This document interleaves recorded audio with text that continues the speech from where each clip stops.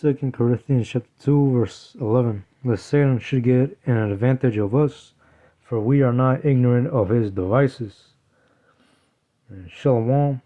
First and foremost, I want to give all praises, honors, and glories to Yahweh, Bahashem, Yahweh Shai, Bahashem, Rakakodash. Double honors to the apostles and elders of Great Millstone, and salutations to the hopeful elect. This is your brother, I am now Olive from GM Chicago, and I started with this precept, alright, because of the narrative of what Esau is trying to push out currently, alright. And then, when you're looking at the news, alright, this is all what you see. You see incidents, you hear about stuff about, like, Venezuelans taking over apartment complexes and stuff, or that situation over there at at Colorado Aurora, all right. And really, Esau is pushing the narrative out to where he's trying to stir the people up, to be divided. and now you have potentially, I don't know if it's actually true, but the Hell's Angels, all right, they're about to come up against these Venezuelans, these Venezuelan gangs that are around America. And hey, Esau is pushing this type of news in the mainstream media about, Venezuelans taking over apartment complexes, taking over major cities, buildings and shit. And really, what Esau is trying to do is divide the people, cause division. Basically Esau is trying to set a race war, all right, which is why the scriptures goes into, the wars and rumors of wars. And, you have all kinds of wars, you got race wars, right? You got nuclear war, or just say, a conventional war in general. But hey, we can very well see, well, yeah, it's gonna happen either way. Race wars in these last days will come to pass, and we're actually starting to begin to see that right now. All right. But yeah, you have all these news sources claiming that Venezuelans taking over Chicago apartments, but you have other news sources that prove that it never happened. And really, you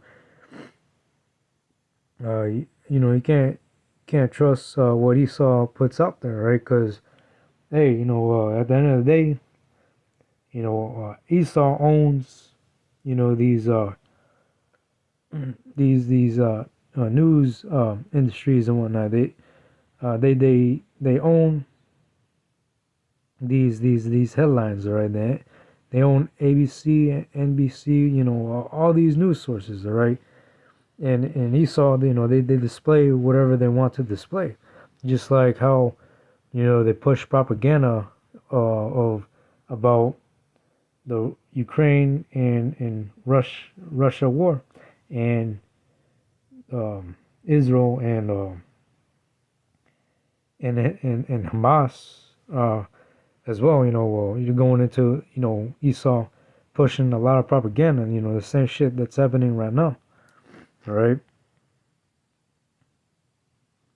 You can't be fooled what you see on the news. You can't trust what this devil is. You can't trust the narrative that this devil is trying to push out.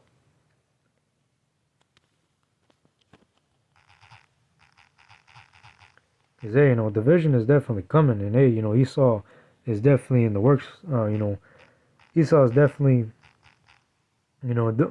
stirring the pot for that. All right. And, race wars that will come. Psalms 83 and actually, let me start with 2. Psalms 83 verse 2. For lo, thy enemies make a tumult, and they that hate thee have lifted up the head.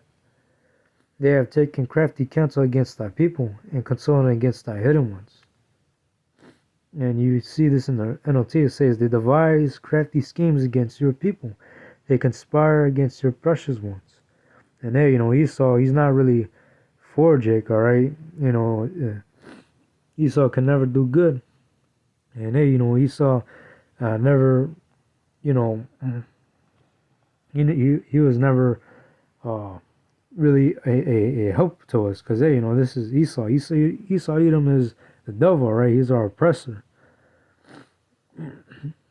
Verse 4, they have said, come and let us cut them off from being a nation, that the name of Israel may be no more in remembrance. For they have consulted together with one consent, they are confederate against thee. And hey, Esau, he hates you, Jakes, alright? And right now, what the elites are doing, right, they're coming up with plans and actually having these plans happen so,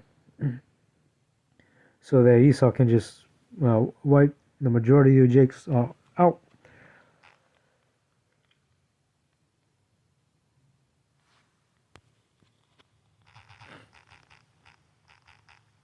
Psalm 64 and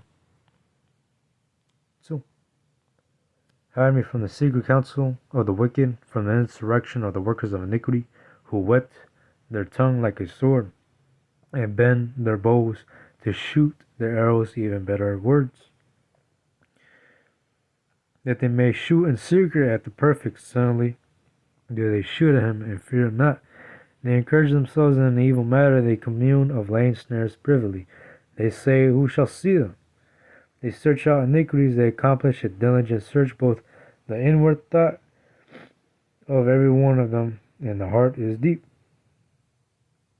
And yeah, the secret counsel of the wicked is actually speaking about these wicked elites, right? And yeah, Esau, he controls the mainstream media, right? He owns the mainstream media, basically Amalek does, right? And they push whatever narrative that they want, right, to complete an agenda at the end of the day.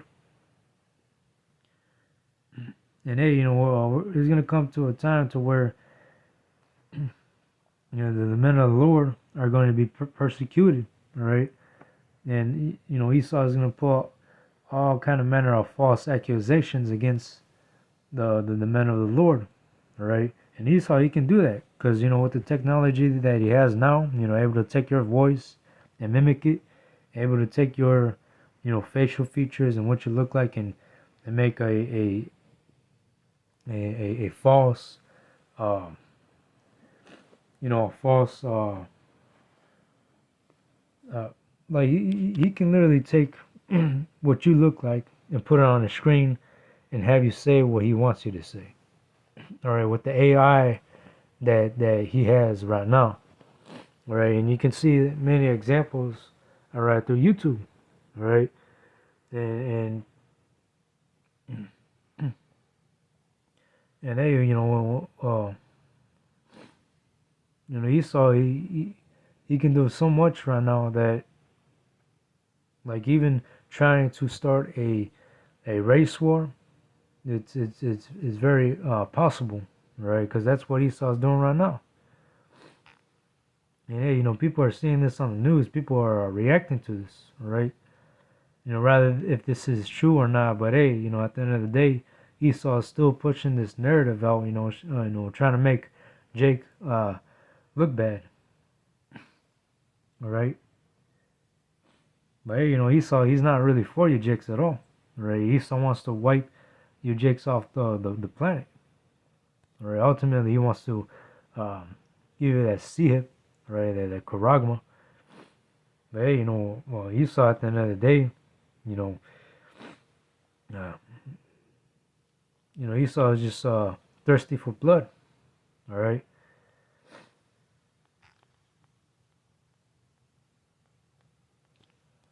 But yeah, with all these news sources that are coming out, a race war is very inevitable.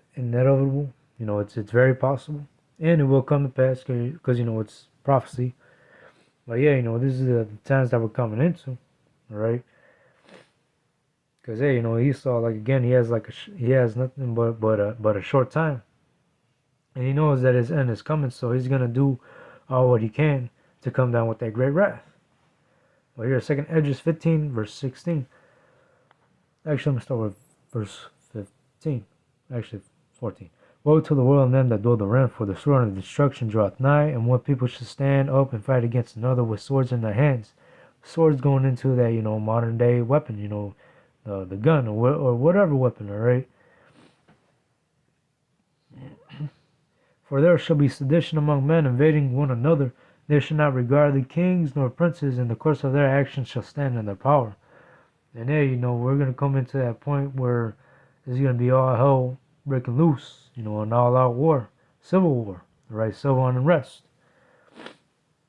And, real soon, people are not going to regard their government officials, all right? They're not going to regard the police force, all right? These kings and princesses that's actually going into that. All right, they're not going to regard the laws and regulations, right? Because at that time, all right, the laws, the laws and regulations are not going to prevent these people from killing each other, all right? When civil unrest occurs, there's literally no turning back to normalcy. But anyways, I hope this lesson was edifying. I'll give all praises, honors, and glories to Yahweh Bashem, Yahushua, and Shalom.